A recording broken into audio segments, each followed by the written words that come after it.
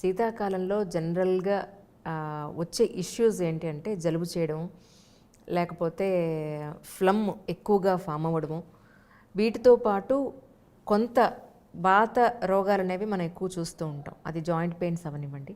So వీటికి సంబంధించి ఆయుర్వేదంలో ఎలాంటి పరిష్కారాలు ఉన్నాయంటే ఏం చెప్తారు సార్?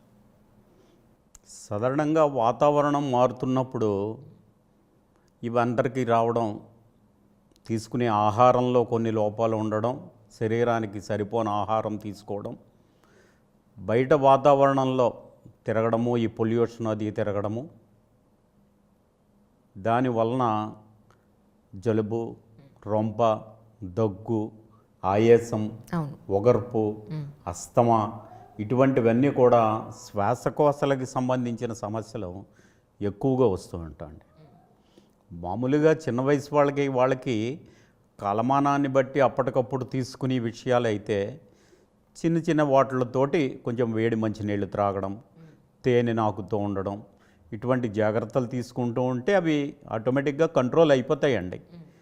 లేదు కొంచెం ఔషధాని కింద ఏదైనా వాడాలి అన్నప్పుడు ఈ జలుబు కానీ, రొంప కానీ, తుమ్ములు కానీ, కఫం కింద ఉండడం కానీ, దాని గురించి ఎవరైనా సరే కూడా వెంకటేశ్వర ఆయుర్వేద లిమిటెడ్ చింతలూరు కంపెనీ వారిది చ్యవనప్రాశలేహం అని ఒక ఔషధం ఉంటుందండి.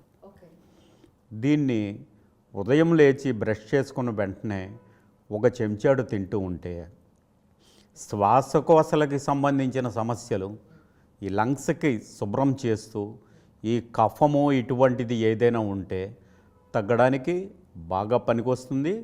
జనరల్ టానిక్ కింద కూడా ఎక్కువగా ఇది ఉపయోగపడుతుందండి.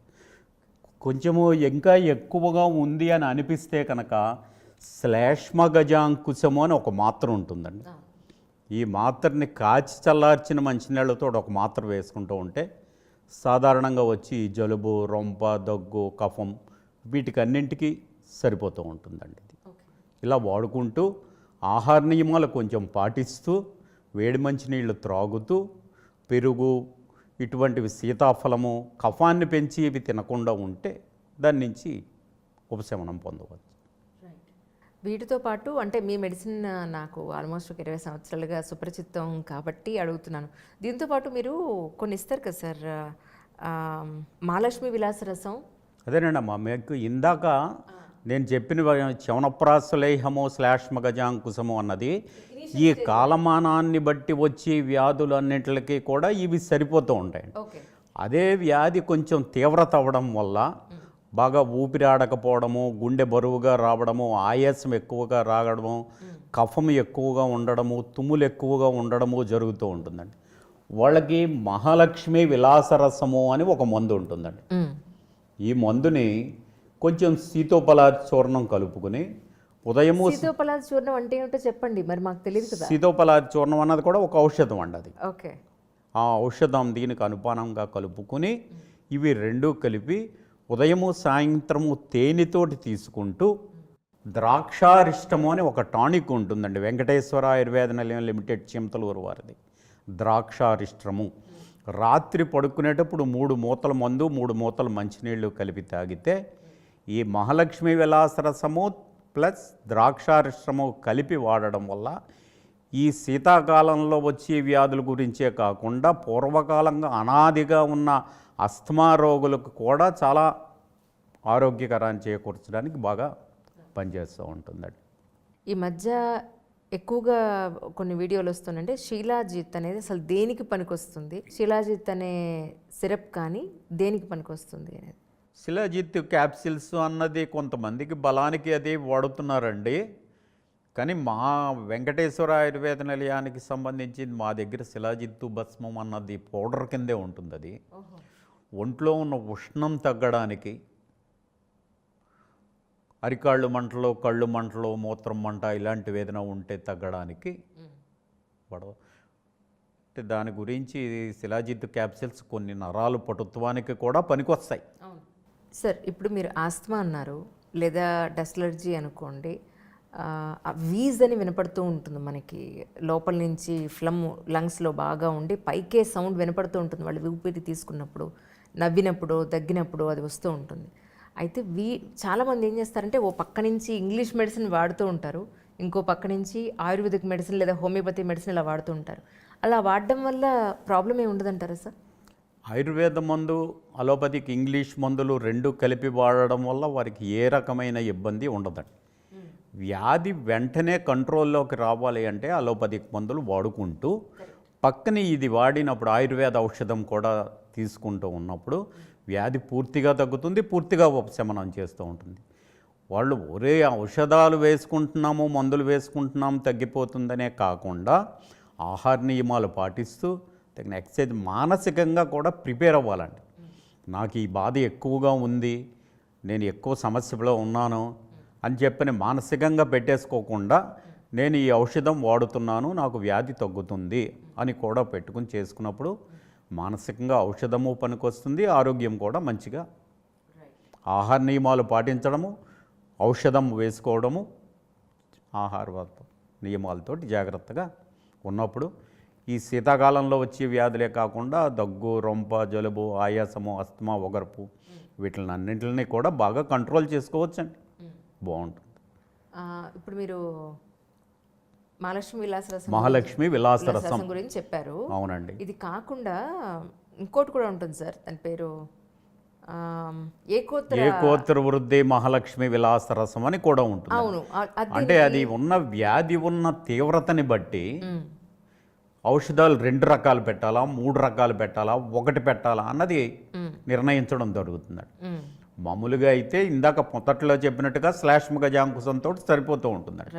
చాలా కాలం నుంచి కొంత హెరిడిటీగా వచ్చేది కానీ, పెద్దవాళ్ళ నుంచి వచ్చేది కానీ, లేకపోతే ఈ పొల్యూషన్స్ వల్ల వచ్చేది కానీ, ఇంట్లో పెర్ఫ్యూమ్స్, అగరబత్తులు వీటి వల్ల వచ్చేది కానీ, వీటిని అనాదిగా ఎక్కువ రోజులుగా ఉన్నదైతే మహాలక్ష్మి విలాసరసము, ఏకోత్రవృద్ధి మహాలక్ష్మి విలాసరసము, ఇంకా రసరాట్టు, కఫకేసరి ఇటువంటి ఔషధాలు చాలా చాలా ఉంటాయండి ఆయుర్వేదంలో. ఒకటే కాకుండా అనుపానాలను బట్టి, అవసరాన్ని బట్టి శ్లేష్మ గజాంకుశం ఉంటుందండి, లక్ష్మీ విలాసరసం అని ఉంటుందండి, మహాలక్ష్మి విలాసరసం అని ఉంటుందండి. ఇంకా పొడి దగ్గు అటువంటివి కొంతమందికి వస్తూ ఉంటాయి. ఈ శ్లేష్మం అది లేకుండా వైక్రాంత చంద్రోదయము అనే మాత్రలు ఉంటాయండి. ఈ ఊపిరితిత్తులకి సంబంధించి, శ్వాసకోశాల వ్యాధులకి సంబంధించినవి అనేక రకాల ఔషధాలు ఆయుర్వేదంలో వెంకటేశ్వర ఆయుర్వేద నిలయం లిమిటెడ్ చింతలూరు వారు చాలా అనాదిగా 97 సంవత్సరాలుగా ఈ ఔషధాలు తయారు చేసే సంస్థ అండి.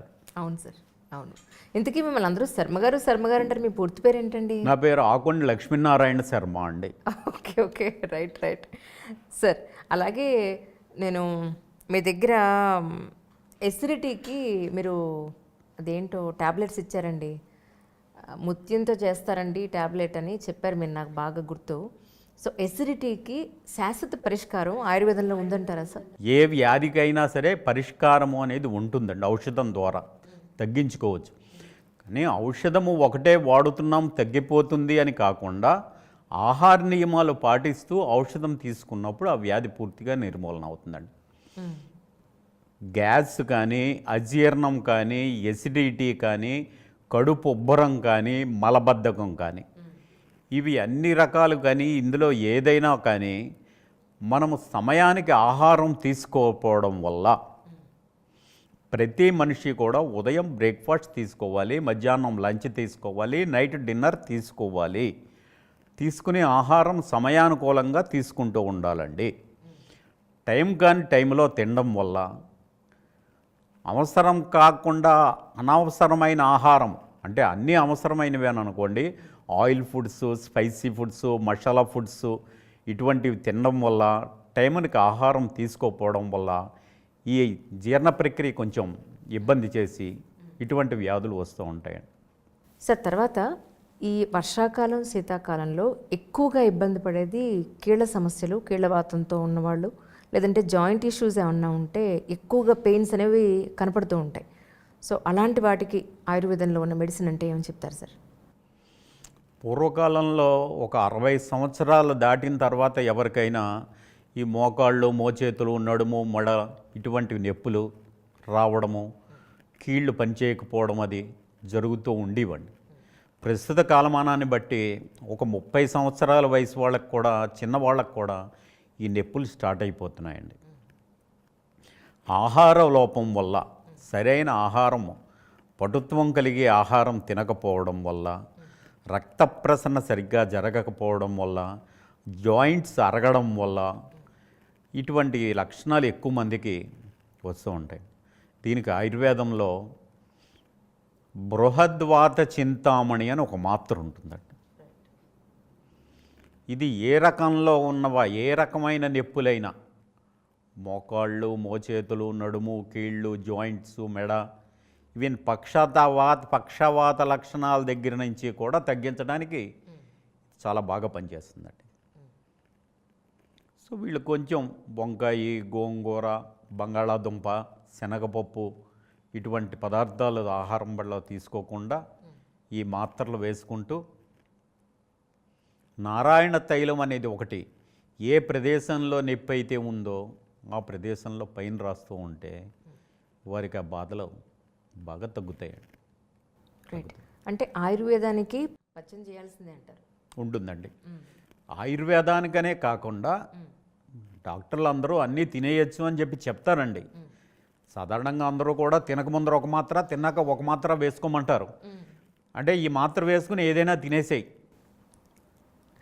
ఓకే, తినడానికి ఏమైనా ఉన్న దోషాలు పోవడానికి ఈ మాత్ర. అంటే అలా కాదండి. ప్రతి వాళ్ళు కూడా సాత్విక ఆహారం, అన్ని రకాల కాయకూరలు, ఆకుకూరలు, పప్పు పదార్థాలు, మంచి ఆహారం తీసుకుంటూ ఉంటే అసలు అనారోగ్యమే ఉండదండి. టయానికి ఆహారం తీసుకోకపోవడం వల్ల, అనుకూలమైన శరీరానికి అవసరమైన పదార్థాలు తినకపోవడం వల్ల, ఇప్పుడు బయట అనవసరమైన ఫుడ్స్ అన్నీ తినడం వల్లే అనారోగ్యాలు ఏదైనా వస్తాయి. డయాబెటిక్స్ అనేవి ఇప్పుడు చాలా ఎక్కువగా చూస్తూ ఉన్నాం. ఆయుర్వేదంలో డయాబెటిక్ కనుక అయితే ఎవరైనా సరే మనం మెడిసిన్ తీసుకుంటే తగ్గే అవకాశం ఉందా సార్? డయాబెటిక్ అన్నది చాలా దారుణంగా చాలామందికి వస్తుందంట. పూర్వం చాలా తక్కువగా ఉండేది, ఈ మధ్యన అందరికీ ఎక్కువైపోయింది. జీవనశైలి సరిగ్గా లేకపోవడం, ఇందాక చెప్పానంటే టయానికి సరిగ్గా ఆహారం తీసుకోకపోవడం, టైం కాని టైంలో తినడం, ఏదో ఒకటి బయట దొరికిన ఆహారం తినేయడం, శరీరానికి సరిపడ వ్యాయామం లేకపోవడం, దీనివలన ఒత్తిడి వల్ల పెరిగిపోతుంది. రోగాలన్నింటికీ మూల కారణం అవి మాత్రమే. అంతేనండి. ఓకే. ఒత్తిడి పెరిగిపోతుంది. ఒత్తిడి పెరిగిపోవడంతో టెన్షన్ తోటి ఏ సమస్యలైనా వస్తాయి. సమయానికి ఆహారం తీసుకుని, సమయానికి నిద్రపోయి, సమయ ప్రకారము శారీరక శ్రమ, వాకింగ్ ఇలాంటివి చేసుకుంటూ ఉన్నప్పుడు ఏమీ ఉండదు. సో చాలామందికి ఇప్పుడు అన్నీ ఈ స్పీడ్ టైంలో జరగటం లేదు అలాగా. దాని గురించి చాలామందికి వస్తుందండి. దీనికి వసంత కుసుమాకరం అని ఒక ఔషధం ఉంటుందండి. అది 20 రకాల మేహాల్ని తగ్గిస్తుందండి. 20 రకాల మేహాల్లోనూ ఒక రకమైన మేహం మధుమేహం. ఈ మధుమేహం డయాబెటిక్ పేషెంట్లకి అది షుగర్ లెవెల్ ఎలా ఉండాలో అలా కంట్రోల్ చేస్తూ, దానివలన ఇతర ఇబ్బందులు ఏమీ లేకుండా, అంటే వాళ్ళ సాధారణంగా ఈ షుగర్ ఉన్న వాళ్ళకి మూత్రం ఎక్కువ సార్లు అవుతూ ఉంటుంది, పాదాలు మంటలు, తిమ్మిర్లు వస్తూ ఉంటాయి, నరాల బలహీనత అది ఏర్పడుతూ ఉంటుంది. అటువంటివి ఏమీ లేకుండా చేస్తూ ఉంటుంది. ఔషధం ఉంటుంది, వసంత కుసుమాకరం ఔషధం చాలా బాగుంటుంది. పేటెంట్ డ్రగ్ VK4 డయాకాన్ అని ఒక మాత్రలు ఉంటాయి. VK4 డయాకాన్ ఇది చాలా చాలా ప్రత్యేకమైన ఔషధం అండి. షుగర్ పేషెంట్లకి చాలా ఆరోగ్యాన్ని చేకూరుస్తుంది. చాలా యాక్టివ్గాను, ఎనర్జిక్గాను ఉండేలా చేసి షుగర్ లెవెల్ని కంట్రోల్ చేయడానికి చాలా గొప్ప ఔషధం అండి. డాక్టర్ గారు ఇలాగా మీరు చెప్పేస్తున్నారు కదా అని మీరు సొంతంగా వాడేయకండి. ఎందుకంటే సమస్య ఎంత ఏ రేంజ్లో ఉంది అని తెలుసుకుని దానికి తగ్గట్టుగా పాళ్ళు, దానికి తగ్గట్టుగానే వేసుకోవాల్సిన మోతాదులు ఆధారపడి ఉంటాయి. మీరు సొంత వైద్యాలు మాత్రం చేసుకోకండి. వెళ్ళి డాక్టర్ని కన్సల్ట్ అవ్వకుండా మీరు ఇక్కడైతే చెప్పేశారండి ఈ ప్రోగ్రాంలో ఇది వాడేసామని మాత్రం అనుకోండి. అంతేనా? కరెక్ట్. 100% కరెక్ట్ అండి. ఇప్పుడు నేను చెప్పాను కదా, ఈ మందు అందరూ కూడా కొనుక్కుని వాడేయచ్చును కదా అని చెప్పిన మటుకు మాత్రం ఎవరు కూడా కాదండి. శరీర తత్వాన్ని బట్టి, ఆహార నియమాలని బట్టి, వేషుదుకుని మందు వేసుకుని సమయాన్ని కేటాయించిన దాన్ని బట్టి డాక్టర్ సలహా ప్రకారమే వాడాలి తప్ప, ఏదో నేను చెప్పాను కదా అని చెప్పని మీరు కొనేసుకుని వాడేయడం వల్ల మటుకు మాత్రం మంచిది కాదండి. ఏదైనా అడ్వైస్ ప్రకారము వాడడమే మంచిదండి.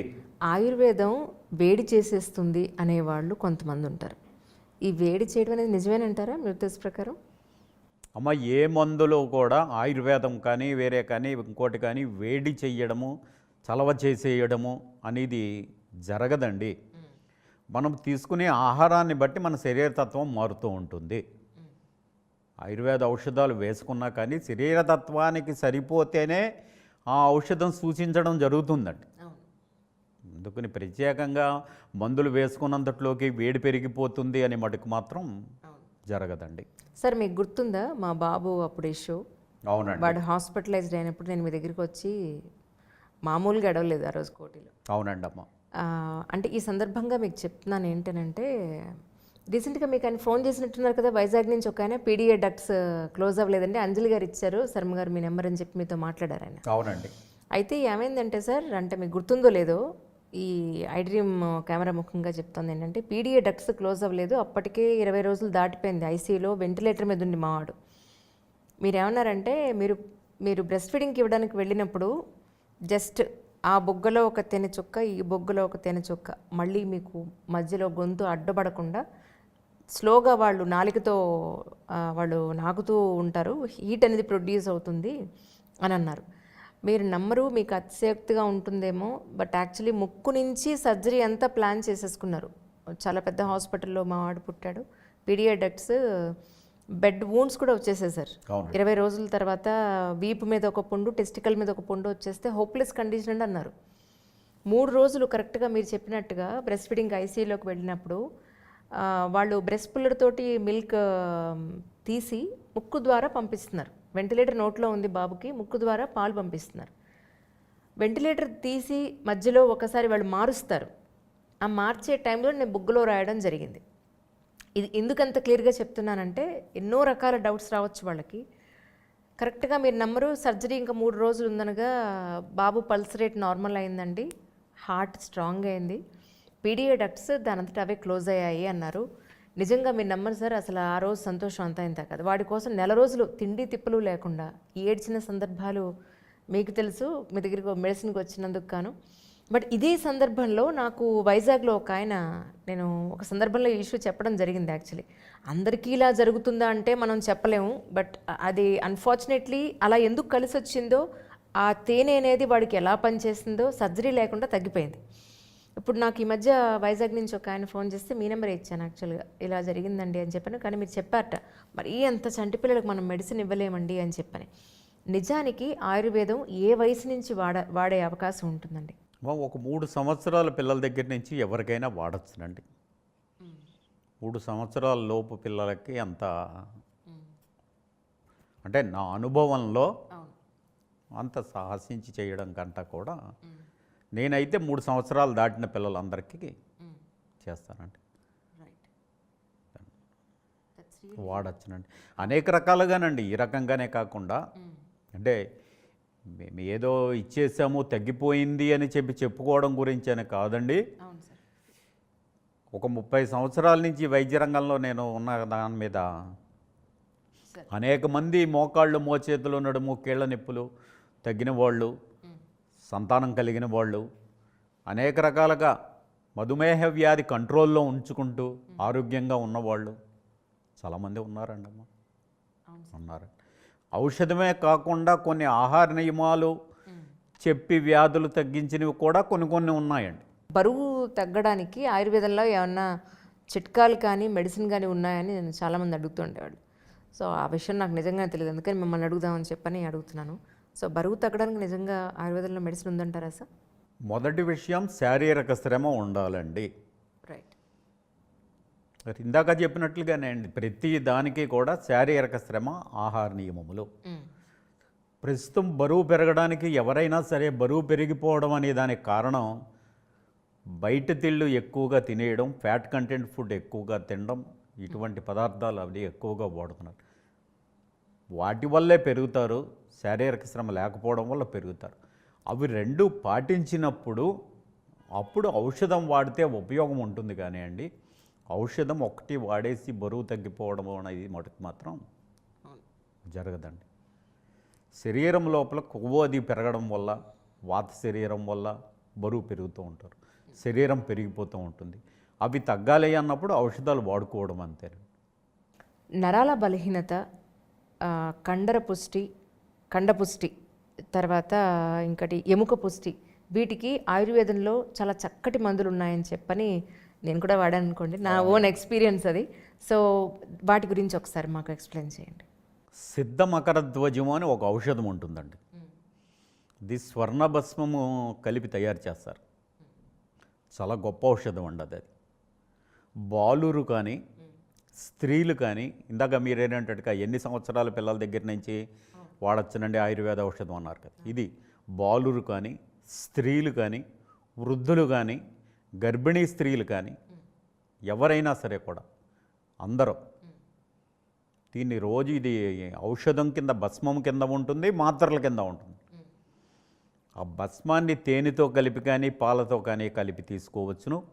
లేదా మాత్రలు కూడా ఉదయము సాయంత్రము వేసుకోవడం వల్ల రక్తశుద్ధి, రక్తవృద్ధి, రక్త ప్రసరణ బాగా చేస్తూ, ఎముకలు, నరాలు, కండరాలకి బలంగా ఉంచుతూ, బ్రెయిన్ పవర్, జ్ఞాపక శక్తి కోల్పోకుండా చేస్తూ, మనిషికి ఏ రకమైన అనారోగ్యము కలిగినా కానీ దానికి వ్యాధిని పెంచేయకుండా బాడీలో ఇమ్యూనిటీ పవర్ని పెంచడానికి చాలా బాగా పనిచేస్తుందండి సిద్ధ మకర ధ్వజం మాత్రం. ఏ వయసు వారైనా ఎంతకాలమైనా వేసుకోవచ్చునండి. చాలామంది కాలేజ్ అమ్మాయిలు వాళ్ళు కూడా ఇది శరీర కాంతి రావడానికి, ఫేస్లో గ్లో ఉంటుందని వాడుతూ ఉంటారు. గర్భిణీ స్త్రీలు చాలామంది ఈ ఔషధం వాళ్ళు తీసుకోవడం వల్ల పుట్టి సంతానం తేజస్సుగాను తెలివితేటలుగాను పుడతారని చెప్పని వాడుతూ ఉంటారు. అలా జరిగినవి కూడా చాలా ఉన్నాయండి. అంటే మీరు మెడిసిన్ తగ్గట్టుగా ఫుడ్లో కూడా కొన్ని మార్పులు చేసుకోవాలని మీరు చెప్తూ ఉంటారు జనరల్గా. అండ్ అందులో మీరు ఎక్కువ ఉండేదంటే మినుము ఎక్కువ ఉండేలాగే చెప్తూ ఉంటారు. అవునండి. అంటే ఎందుకు, అంటే ఆ మినుము ఎక్కువ తీసుకోమని ఎందుకు అంటారు ఈ మెడిసిన్తో పాటు అని, ఎందుకంటే అంటే ఏం చెప్తారు సార్? పూర్వీకులు కూడా వైద్యము ఇది కాకుండా కూడా ప్రతి వాళ్ళు కూడా మినప కుడుములు తినడం, ఇడ్లీలు తినడం, మినప సున్ను తినడం, ఇవన్నీ చేస్తూ ఉండేవి. ఇవి తీసుకోవడం వల్ల ఏంటంటే ఒళ్ళు గట్టి చేస్తుందండి, శరీర పటుత్వాన్ని ఎక్కువ కాలం ఉంచుతుంది, గమ్ముని చేస్తుంది అది. అందుకని మినుముకి చాలా ప్రాధాన్యత ఉందండి. మినుము తీసుకుంటూ ఉండడం వల్ల ఇడ్లీ కానీ, మినపసుండి కానీ, వడ కానీ, మళ్ళీ ఆయిల్ ఫుడ్ ఎక్కువ కంటెంట్ లేకుండా మినుములు తీసుకోవడం వల్ల ఎక్కువగా శరీర దారుఢ్యానికి, నరాల పటుత్వానికి బాగా పనిచేస్తూ ఉంటుంది.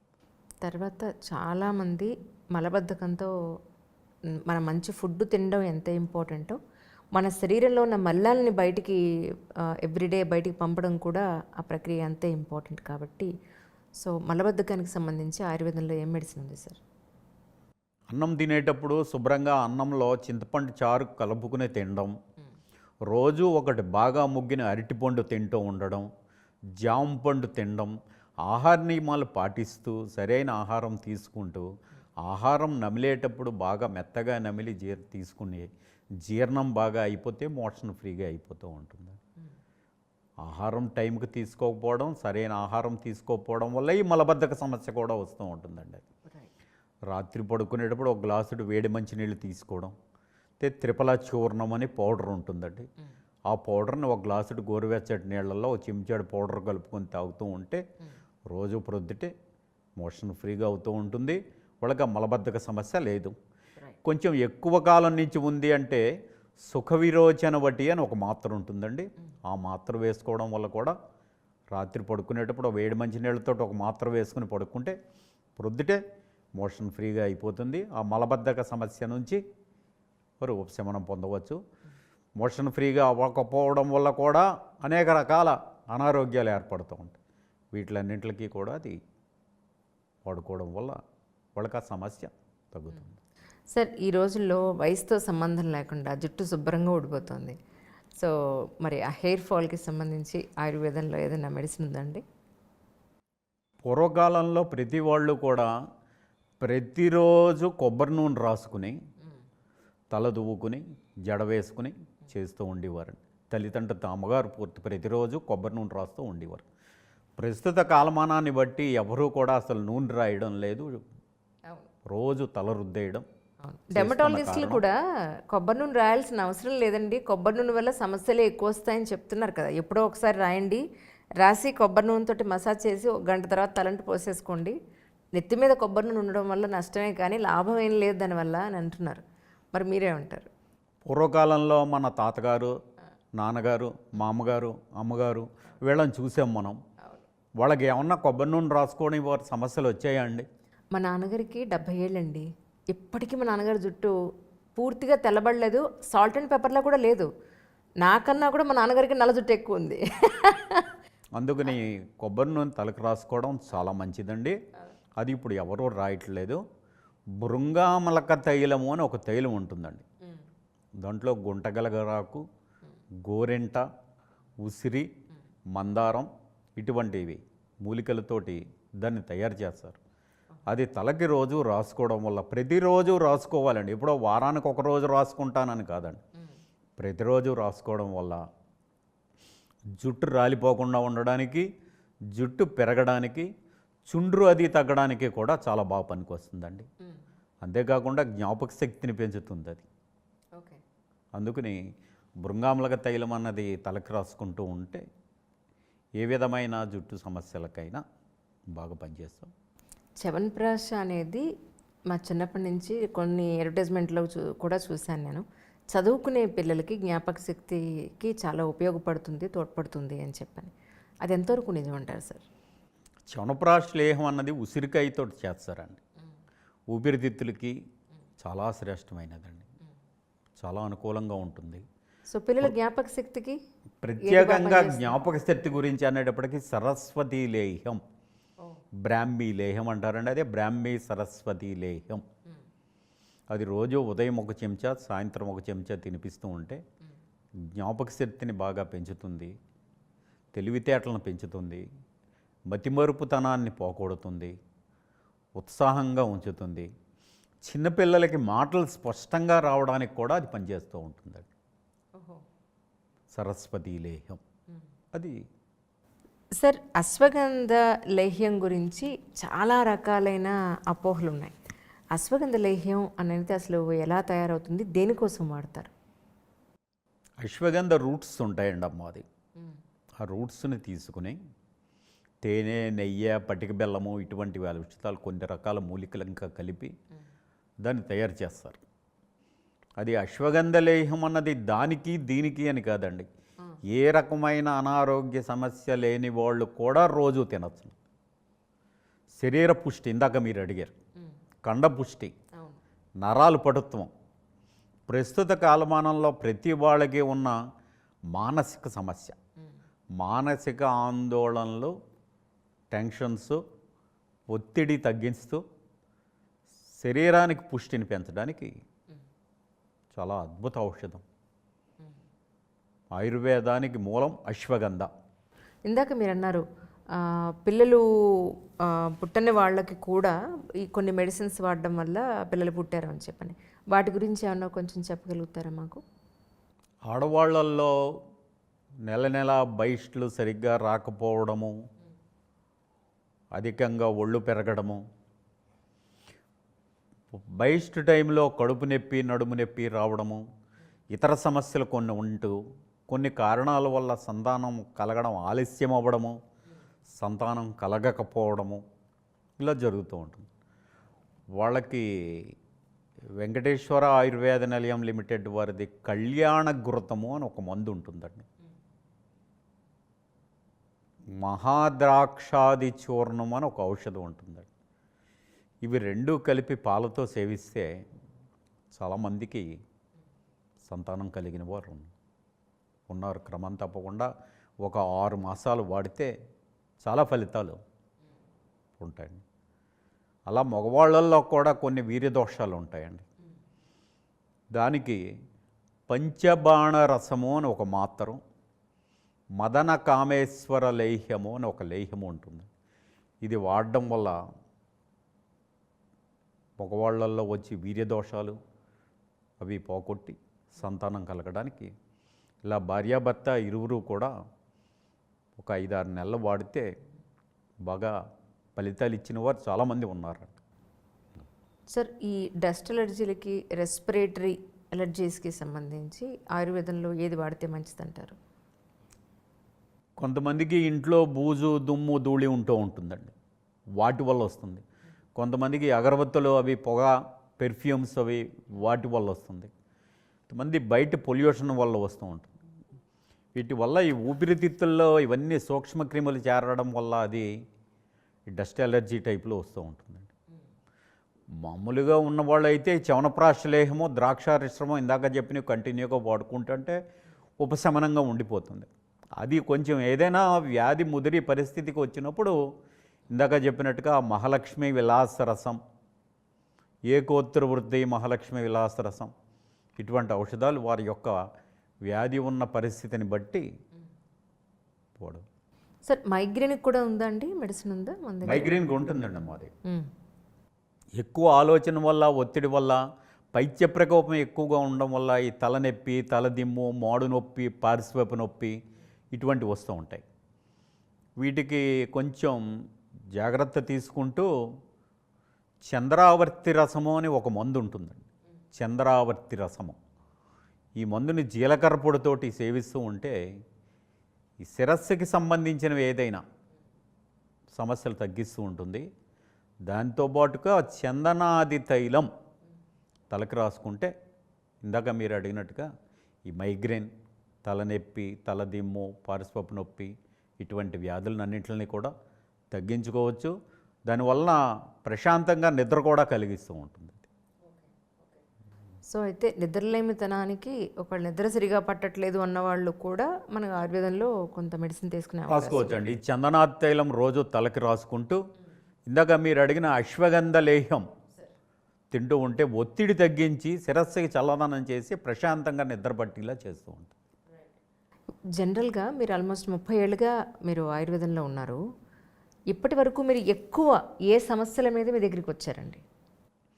గత 30 సంవత్సరాలుగా కూడా ఇక్కడ ఈ హైదరాబాదులో చాలామందికి కీళ్ళ నొప్పులు, అస్తమా ఎలర్జీ ఈ 2 వ్యాధుల మీదే ఎక్కువ సంఖ్యలో, మిగిలిన అన్ని రకాల వాటికి ఉంటాయండి. ఒక పైల్స్కి ఉంటుంది, బీపీకి ఉంటుంది, అన్నింటికీ కూడా ట్రీట్మెంట్ చేస్తాం. కానీ ఎక్కువగా ఈ asthma, allergy, sinus, bronchitis, throat infections వీటికి, ఈ ఆర్థరైటిస్, మోకాళ్ళు, మోచేతులు, నడుము, కీళ్ళ నొప్పులు ఈ రెండిట్ల మీద ఎక్కువ మంది పేషెంట్లు బాగా ఫలితాలు సాధించిన వారు ఉన్నారు. కానీ అంటే సార్, మా నాన్నగారు, మా తాతయ్య గారు, మేము, మా పిల్లలు ఆల్మోస్ట్ 4 తరాల నుంచి మేము వాడుతున్నాము మీ ఆయుర్వేదంది. సపోజ్ మా వాడికి జలుబు చేస్తే లక్ష్మీ విలాస రసం కొంచెం తేనెలో కలిపి పొద్దున్న, సాయంత్రం 1.5 2 days ఇస్తే 3rd డేకి జలుబు తగ్గిపోతుంది వాడికి. ఫ్లమ్ కూడా అంతే, దగ్గినప్పుడు ఒకవేళ ఫ్లమ్ వస్తూ ఉంటే ఏకోత్తర లక్ష్మీ విలాస రసం కొంచెం తేనెలో కలిపి 2 రోజులు వేయగానే 3వ రోజుకి పొడి దగ్గు స్టార్ట్ అవుతుంది. అప్పటివరకు వాడికి ఫ్లమ్తో ఉంటుంది దగ్గు, వెట్ కాఫ్ ఉంటుంది, డ్రై కాఫ్లోకి దించుతుంది తర్వాత స్లోగా. అప్పుడు మెడిసిన్లో మనం కొంచెం పాళ్ళు తగ్గించుకుని, లేదా ఒక్కసారి ఎక్కువ వాడినా కూడా కష్టమే కాబట్టి, అంటే మీకు కూడా ఉపయోగపడుతుందని చెప్తున్నాను. ఒక మెడిసిన్ పాళ్ళు వాడడం అనేది వాళ్ళ ఏమంటారు ఆరోగ్య తీవ్రతను బట్టి మీ అడ్వైస్ తోటే మనం వాడాల్సిన అవసరం ఉంటుంది కదా సార్? అబ్సల్యూట్లీ అంతేనంటారా? శరీర తత్వాన్ని బట్టి ఔషధము మోతాదు నిర్ణయించబడి ఉంటుందండి. అది ఒక మాత్ర వేసుకోవాలా, సగం మాత్ర వేసుకోవాలా, పౌడర్ 1 mg వేసుకోవాలా, 2 mg వేసుకోవాలా, అది వయస్సుని బట్టి, శరీర తత్వాన్ని బట్టి అంత మోతాదులోనే వేసుకోవాలి తప్ప, ఇప్పుడు నేను ఏదో ఈ మందు చెప్పాను కదా ఈ మందు కొనేసుకుని పొద్దున సాయంత్రం వేసేసుకుందాము అని మటుకు మాత్రం సొంతంగా ఎవరు వేసుకోకూడదు, వేసుకోవద్దు కూడా అన్నది. కొంతమంది ఏమంటారంటే ఆయుర్వేదం అందరికీ సూట్ అవ్వదు, లేదా హోమియోపతి అందరికీ సూట్ అవ్వదు, వాళ్ళ శరీర తత్వాన్ని బట్టి ఆధారపడి ఉంటుంది అని అంటారు సార్. దీనికి మీరేమంటారు? అసలు వైద్యము పుట్టింది ఆయుర్వేదముతోటే. ఆయుర్వేదం అనేది మామూలు ప్రకృతి నుంచి లభించేవి. అవి ఏ మనిషికి కూడా ఏ విధమైన ఇతర ఇబ్బందులు రావడం అనేది జరగదు, సూట్ అవ్వకపోవడం అనేది జరగదు. మందు పనిచేస్తే పనిచేస్తుంది, పని చేయకపోతే వ్యాధి తగ్గదు, టైం ఎక్కువ తీసుకోవచ్చు, కానీ దానివలన వేరే ఇతర సమస్య రావడం అనేది మటుకు మాత్రం జరగదండి. నిజంగా సార్. అంటే మీరు అనుకోవచ్చు ఇదేదో పెయిడ్ ప్రమోషన్ అనుకోకండి దయించి, ఇది పెయిడ్ ప్రమోషన్ కాదు. యాక్చువల్గా నేను ఆల్మోస్ట్ ఒక 20 సంవత్సరాలుగా వాడుతున్నాను కాబట్టి ఇంట్రడ్యూస్ చేస్తే బాగుంటుంది, మీకు కూడా ఏదైనా సమస్యలు వచ్చే అవకాశం ఉంటుంది. సో ఆ పాయింట్లో ఒక మంచి విషయాన్ని మీ వరకు చేరవేయాలనే ఉద్దేశమే తప్ప మరో ఉద్దేశం లేదు. నిజంగా సార్ చాలా సంతోషం. ఎన్నో రోజులుగా అనుకుంటూ ఉన్నాను, మీరు దాన్ని పోస్ట్పోన్ చేస్తూ ఉన్నారు, వద్దండి ఇప్పుడు కాదండి అంటూను. ఫైనల్గా మొత్తానికి నాకు ఈరోజు ఇచ్చారు మీరు. చాలా సంతోషం sir. Thank you so much for your great information అండి. థ్యాంక్స్. స్టూడియోకి రప్పించి అవకాశం ఇచ్చినందుకు ధన్యవాదాలు. చిన్నవారు నమస్కారం పెట్టకూడదు. అయ్యో భలేవారే. Thank you sir, thank you so much sir.